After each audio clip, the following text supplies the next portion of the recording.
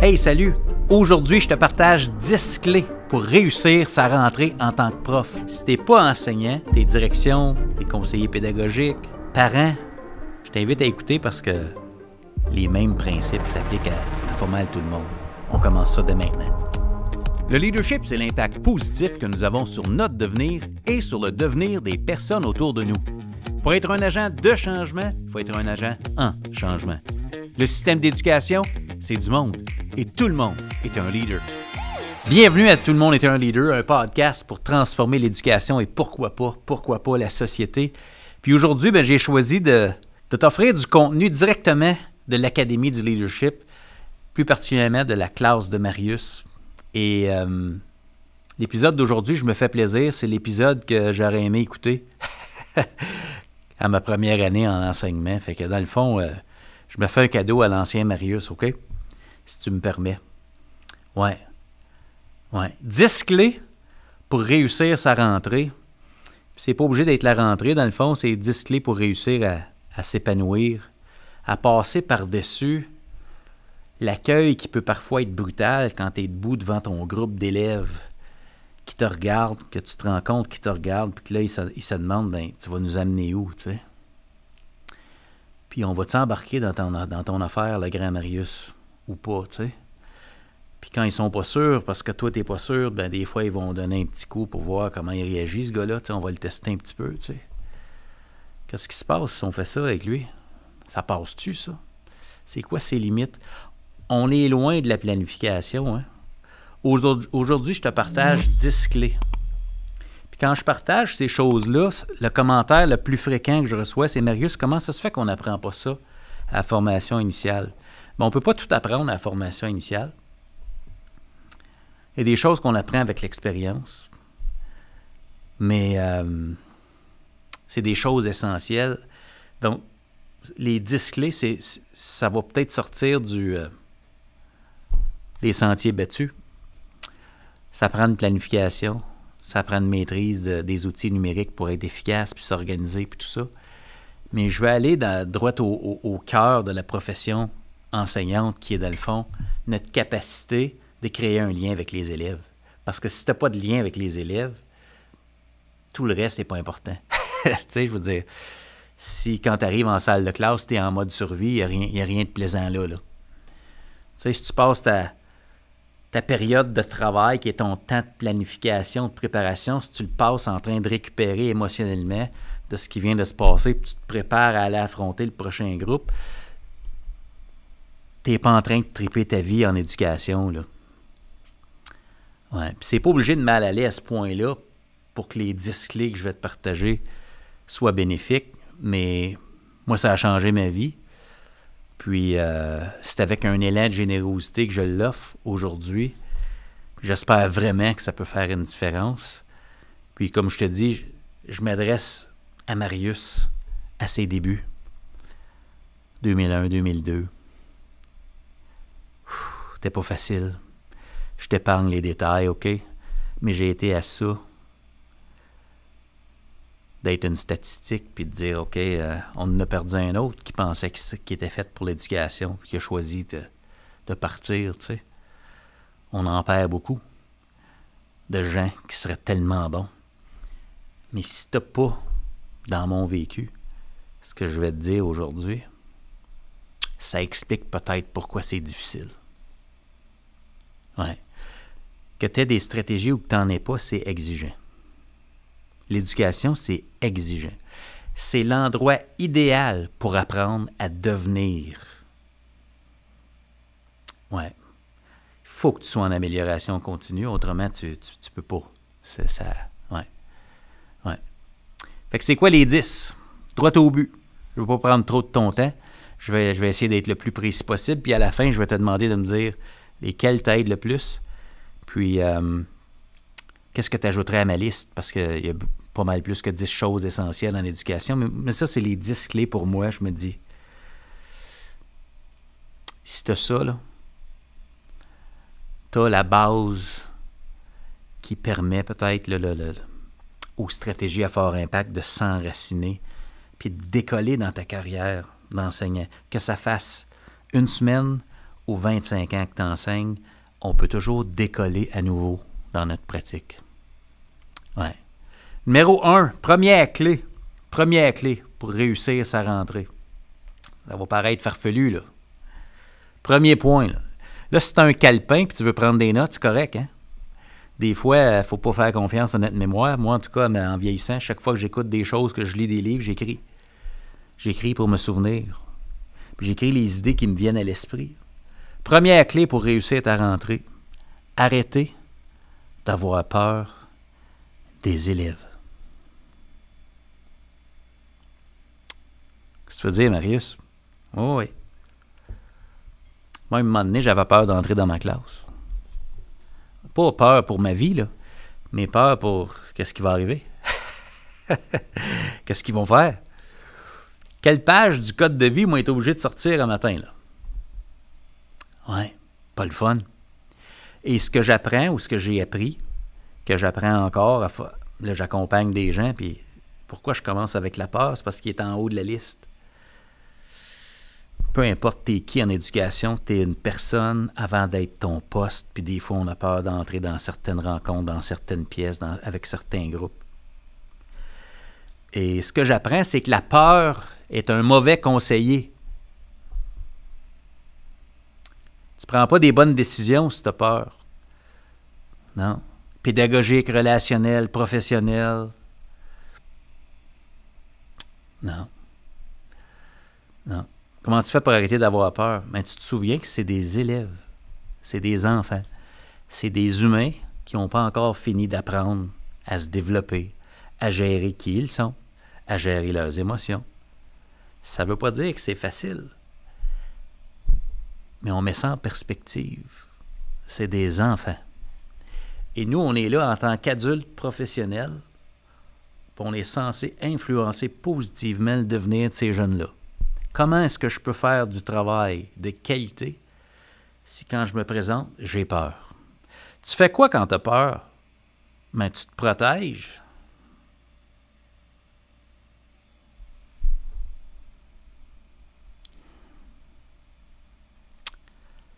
Ouais. Je connais très peu de stratégies à fort impact en éducation qui commencent avec l'idée de si tu veux que ça marche, il faut que tu aies peur quand tu l'utilises, cette stratégie-là. Non. Numéro 1, c'est juste des enfants, ils ont besoin d'être aimés. Les enfants qui se sentent aimés viennent à l'école pour apprendre. Les autres viennent à l'école pour être aimés. Alors, au lieu de voir les élèves comme des jeunes qui sont qui cherchent l'attention ou qui n'ont pas l'attention ou qui sont turbulents, dites-vous, peu importe qui est devant vous, ça c'est un être humain qui veut une connexion humaine. Il y a toutes sortes de façons de le démontrer, positives ou moins positives, qu'on veut voir, qu'on veut moins voir, mais chaque personne qui est devant nous, c'est une personne qui a besoin d'être aimée, là. Ouais. Et les personnes qui ont besoin le plus d'être aimées, c'est les personnes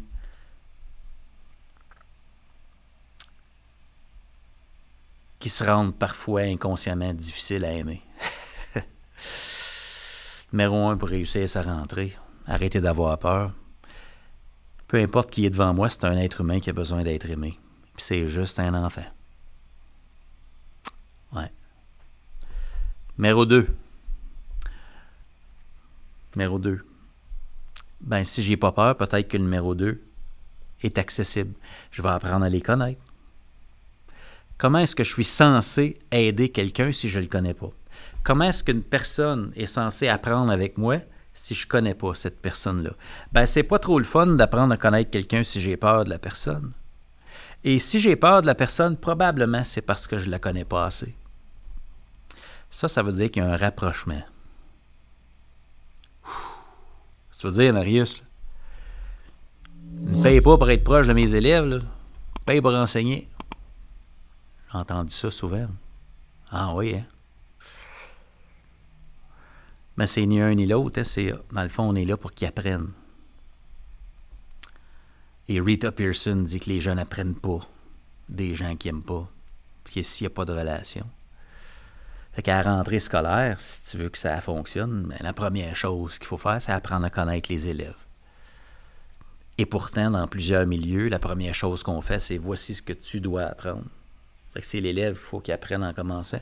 Et si on commençait l'année scolaire en nous intéressant à en savoir plus sur qui sont ces jeunes-là?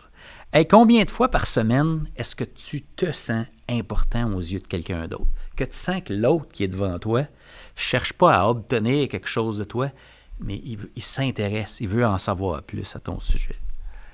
Ben, c'est pour ça qu'il y a des activités d'accueil, toutes sortes des horaires modifiés à la rentrée. Pourquoi? On veut créer les conditions pour qu'on s'intéresse à ces jeunes-là. C'est pas du temps perdu. C'est un investissement. Ouais. Ouais. Apprendre à les connaître. Pas le dossier scolaire, ce qu'il dit, les notes de l'année passée. Non, non, non. Il s'est passé un été là, entre les deux. Là. Un nouveau départ. Là. C'est qui ce jeune-là? C'est quoi son numéro d'autobus? C'est-tu un gamer? Il se tient où dans les temps non structurés? Qui est l'adulte signifiant dans l'école avec qui il y a une relation positive? Qui sont mes élèves? Quelles sont leurs forces? Quels sont leurs défis? Si je ne sais pas les réponses à ces questions-là, comment est-ce que je suis censé les amener à faire des progrès constants? Si je ne sais pas, c'est quoi leurs forces et leurs défis actuels?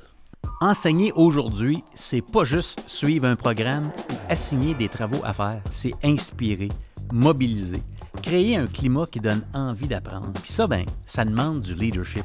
Je cherche un petit groupe d'enseignantes ou d'enseignants qui veulent s'établir en tant que leader dans leur classe et qui veulent retrouver ou trouver leur pouvoir d'action. Si tu ressens parfois du découragement ou tu as l'impression qu'il n'y a rien à faire avec tes élèves, je te comprends. J'ai marché ce chemin-là et je peux te dire que quand j'ai changé, tout a changé pour moi. Le vrai changement commence à l'intérieur, pas à l'extérieur, et c'est exactement pour ça que j'ai créé la classe de Marius. L'éducation peut être la plus belle profession, mais ça prend des stratégies. Ça peut aussi être très écrasant, puis j'aimerais ça t'éviter ça. Alors si tu as le goût de faire évoluer ta pratique, jette un coup d'œil à la classe de Marius au mariusbourgeois.ca. Ça me ferait vraiment plaisir de t'accueillir dans ma classe. Troisième clé pour réussir la rentrée. Ça, c'est un gros. Acceptez les noms qui sont sur votre liste de classe.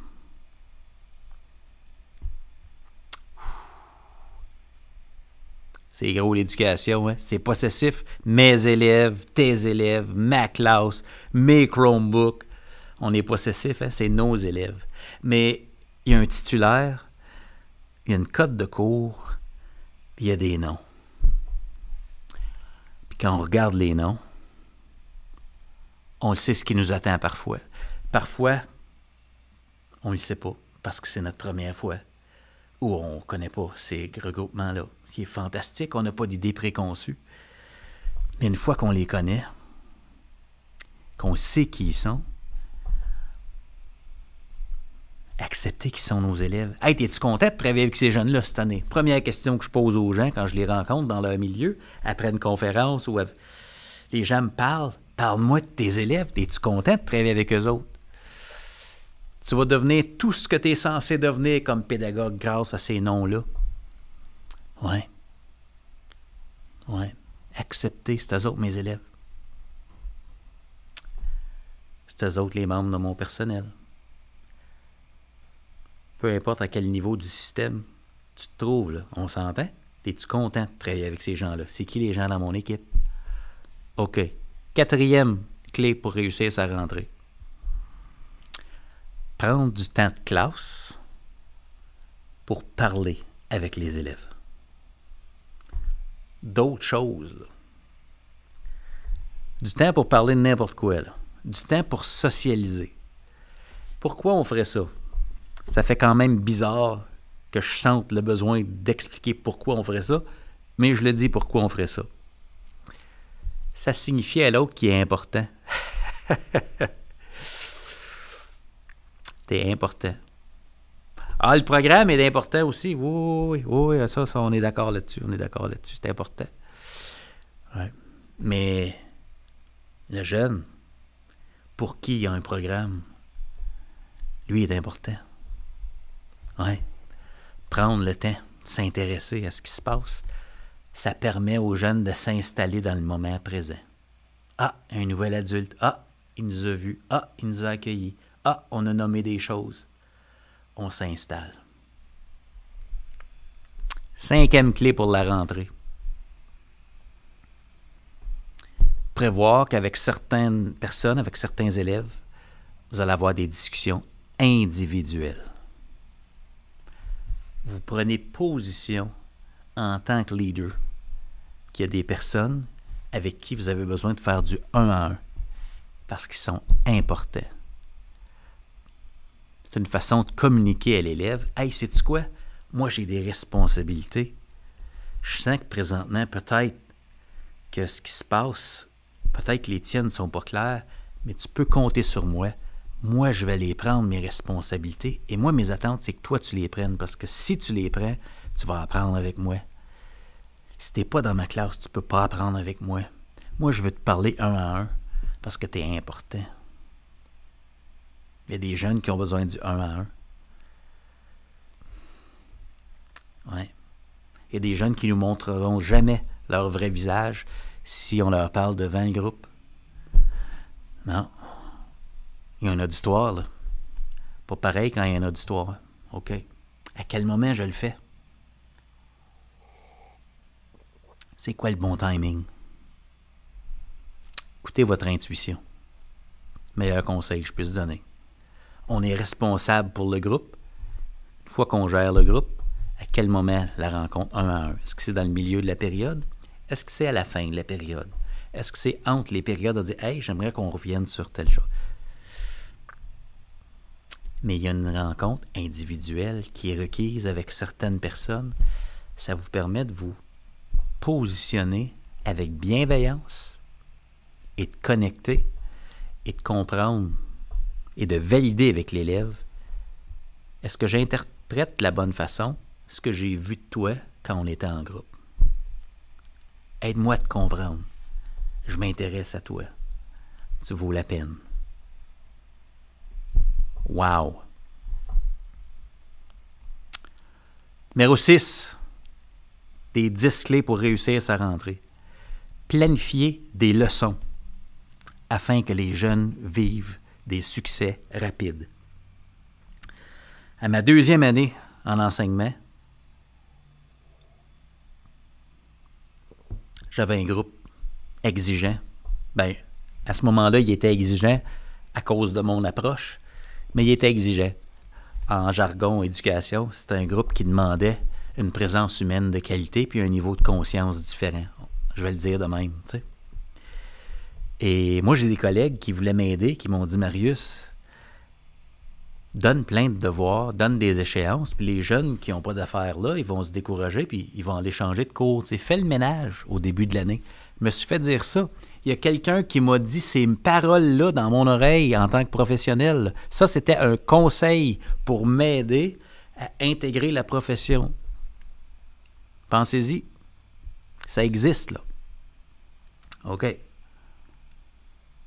Puis il y a d'autres collègues qui m'ont dit « Marius, assure-toi d'orchestrer des succès rapides. Comme ça, les jeunes qui sont avec toi vont être convaincus qu'ils sont à la bonne place et qu'avec toi, grâce à ta compétence, quand ils choisissent de fournir un effort, ils voient que ça les amène quelque part, ils ont des résultats. En d'autres mots, c'est payant de suivre les directives de ce monsieur-là ou de cette madame-là. » Plus belle démonstration de ta compétence, quand tu donnes des directives et le jeune s'engage, est-ce qu'il y a des résultats? C'est gros, ça, hein? Et le secret de la motivation scolaire est dans cette clé-là, parce que la motivation vient de la réussite. Si je t'amène à voir que tu peux réussir, t'es motivé. Tu sais, quand le jeune lève la main et dit « Hey, monsieur, c'est la première fois que je suis bon à l'école, moi. Je savais pas que j'étais bon là-dedans. » Ah non, tu savais pas. Ouais.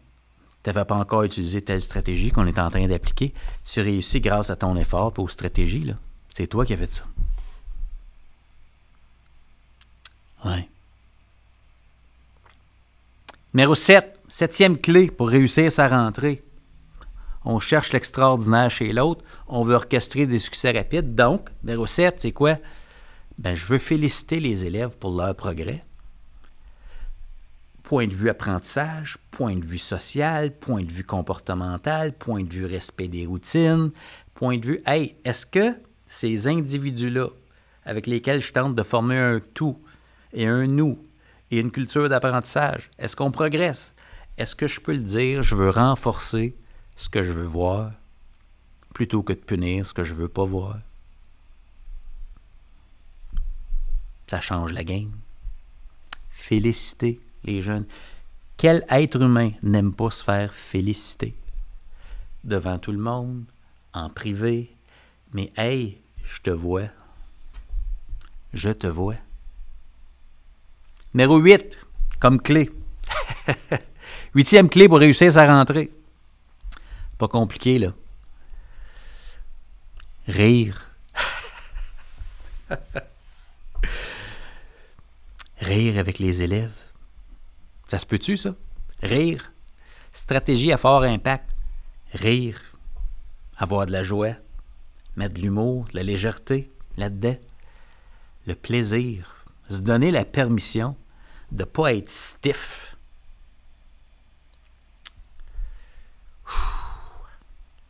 Numéro 9.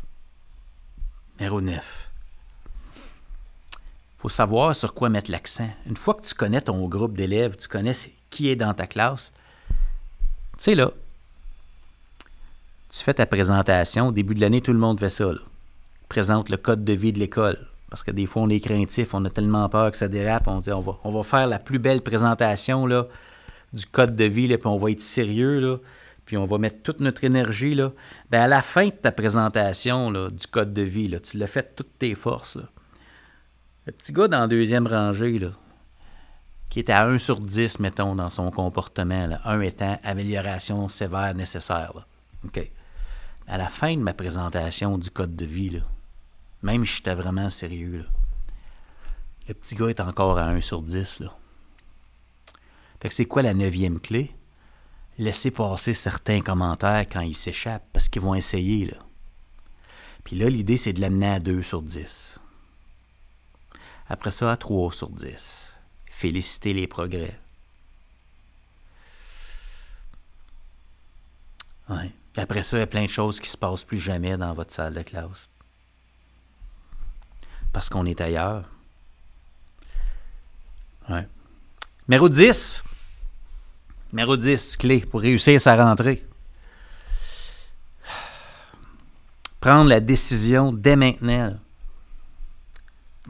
que les élèves sont plus importants que le programme. Ça veut dire quoi ça, Marius? C'est pas un spa, l'éducation, c'est pas du niaisage, c'est sérieux. On a des cibles ambitieuses, oui, exactement.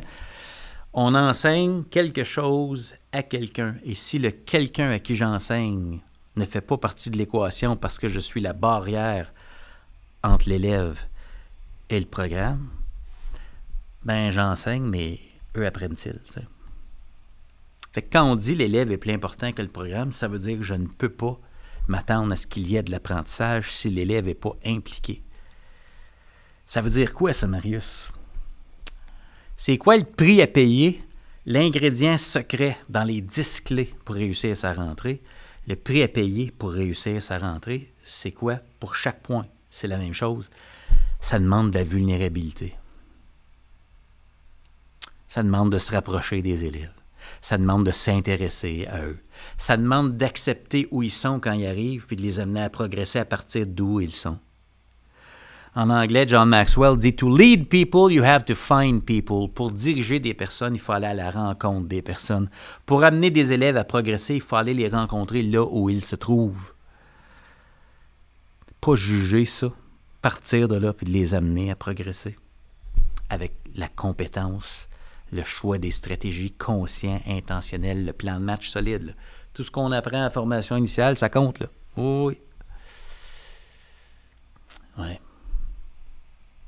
Vulnérabilité.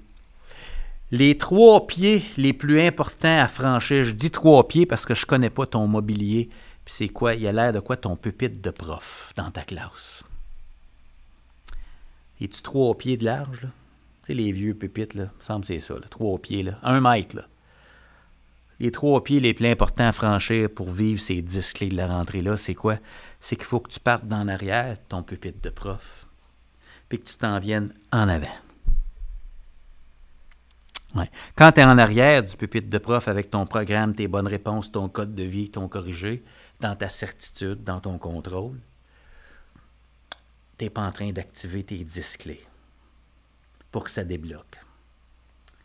Puis quand tu t'en viens en avant du pupitre de prof, ben tu es vulnérable parce que là, tu es en train de montrer qui tu es. Tu ris. Tu t'intéresses à eux. Tu ouvres la porte à des conversations.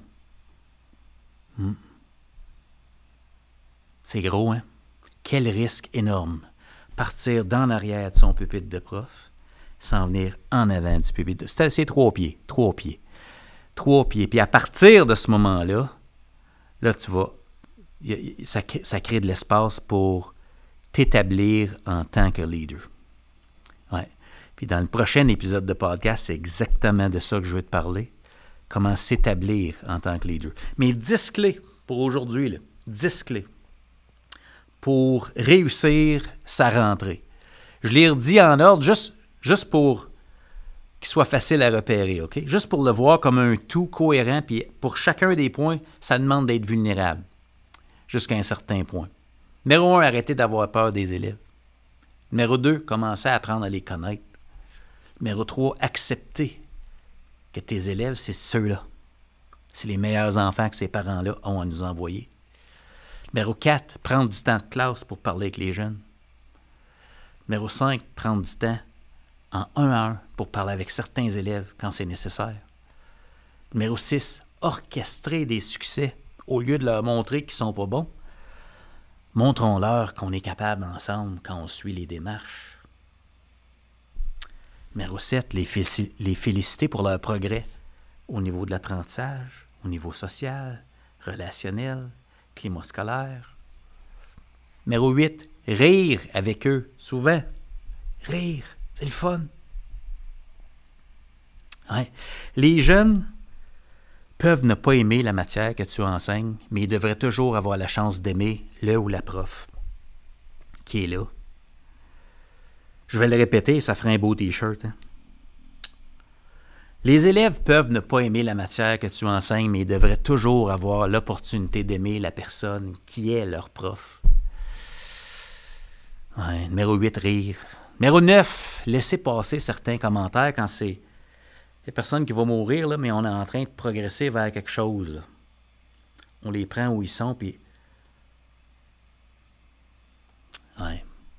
Et numéro 10, les élèves sont plus importants que le programme. Hey, qu'est-ce que ça changerait dans ta façon d'être et de faire en classe si tu appliquais ces 10 clés-là? Ouais. Moi, c'est 10 clés que je partage à qui veut bien l'entendre, pas parce que je pense que j'ai raison, mais parce que ça fait que je suis encore en éducation aujourd'hui. Et je ne le savais pas quand j'ai appris ces 10 clés-là. Je ne les avais pas avant de les découvrir. Puis ça m'a amené à ça, à quelques millimètres de choisir d'abandonner la profession parce que je ne les avais pas, ces clés-là. Et c'est grâce à un collègue que je les ai trouvées. Fait que peut-être qu'aujourd'hui, je peux être le collègue qui t'expose à ces clés-là, pas parce que je suis meilleur, pas parce que j'ai raison, mais parce que je pense que c'est tellement important que tu sois en éducation. Si tu es en train d'écouter le podcast, il n'y a pas de hasard. Il y a une raison pourquoi tu écoutes ces paroles-là. Puis j'espère que tu vas être ouverte ou ouvert à juste les considérer, ces clés-là. L'expert ou l'experte dans ta classe, c'est toi. Écoute ton intuition.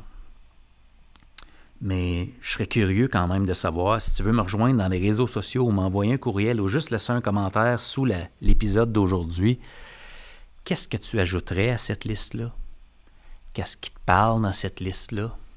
Qu'est-ce qui te bouscule dans cette liste-là? Il y a peut-être des oui-mais qui te viennent à l'esprit. Hey, si on ne peut pas se partager nos oui-mais, comment on peut avancer en éducation, tu sais?